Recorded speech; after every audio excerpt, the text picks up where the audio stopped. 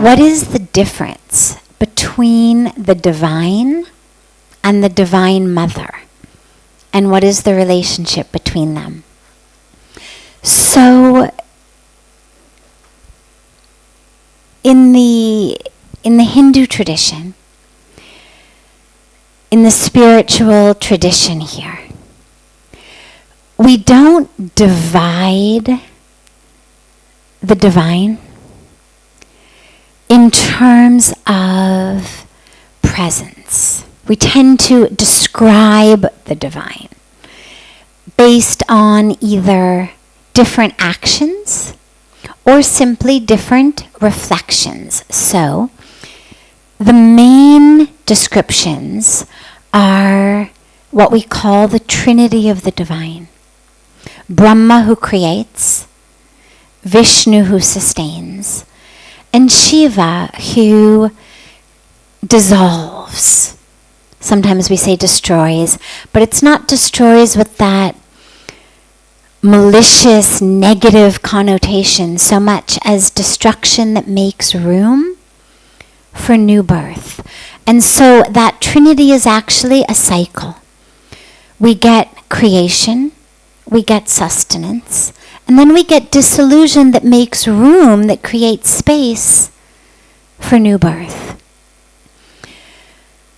All of the rest is simply seen as different reflections of, different manifestations of the same God. And that's really the core teaching, is there is one God. In fact, if you go even deeper, the teaching is there is nothing but God. It's not there is one God separate from us sitting somewhere with lots of manifestations, like one sun, lots of reflections in water. But actually there is nothing but God. And therefore everything that you see is simply an embodiment of the divine. Like every wave is an embodiment of the ocean. That's the deepest, corest truth. Nothing but God. Everything is just an embodiment of, a manifestation of that divine. When we talk about the divine and the Divine Mother, again, the divine is all, infinite, the creator, the sustainer, the dissolver, all of them without borders, without boundaries, the energy of those three actions. The divine is also that which is created, that which is sustained, that which is dissolved or destroyed. It's not just the energy of creation. It's the creation itself. Not just the energy of sustenance, but that which is being sustained itself.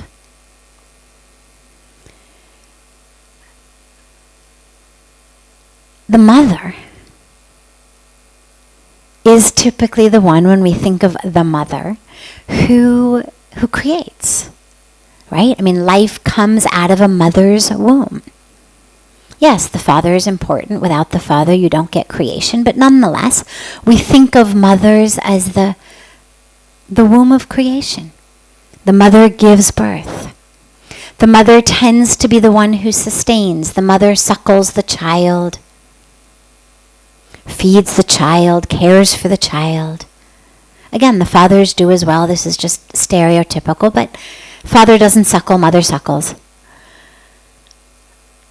So a lot of times we speak about the divine as the Divine Mother, when we're talking about it just as the fullness of the energy. So for a moment, forget the different forms, forget the different names, think just of that infinite experience.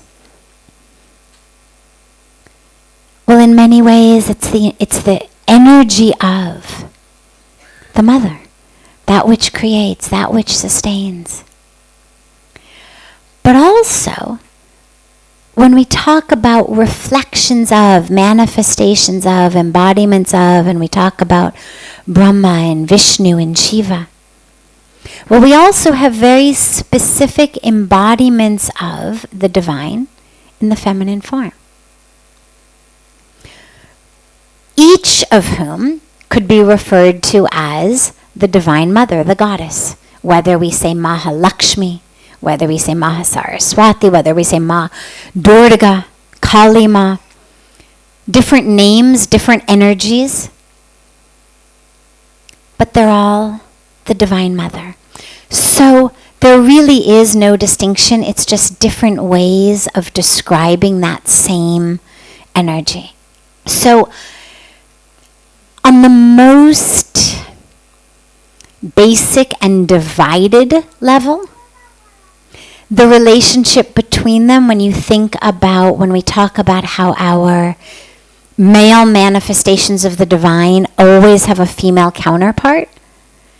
So the energy of creation, the energy of sustenance, the energy of dissolution, well, there's always the goddess. Because what the goddess brings is Shakti, energy, literally. The word, in the Hindi language we have words, in Sanskrit language words are either masculine or feminine, unlike English, but the actual noun is masculine or feminine, like French or like Spanish.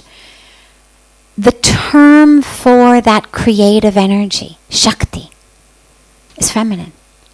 So is the term for that which is created, Prakriti, the nature, Srishti, the creation. So interestingly, the divine feminine is both the power that creates as well as that which is created. They're all feminine. But again, that's on the divided level, the level that says Shiv Parvati. Lakshmi Narayan. That's on the level of form, the level of division. When we go deeper, as we said, it's all God. There is no distinction. And so when you go to that level, then whether you're worshiping the divine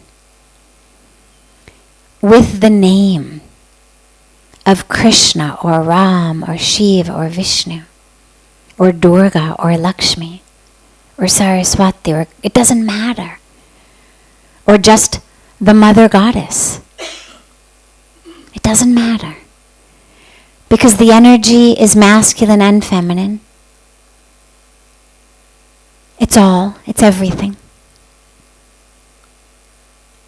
It's all combined. Somebody once asked me, I was doing an interview for a book that was being written about the feminine spiritual leaders and the feminine energy, and somebody was asking me about Puja Swamiji, my guru, and about him as a male guru. And I said, well, he's more genderless. And then I stopped and I said, actually he's not. He's actually genderful. Meaning, it's not neither, but it's actually both. That even in a human body, he actually embodies both of those energies. And so at the highest and the deepest level, the divine is both and all and more and everything, because it's all divine. And so the relationship is really just like, looking at the ocean from one cliff versus looking at the ocean from another cliff versus looking at the ocean from the beach. You're looking at the same thing. It's the same. Just different viewpoints, different names. But it's all one.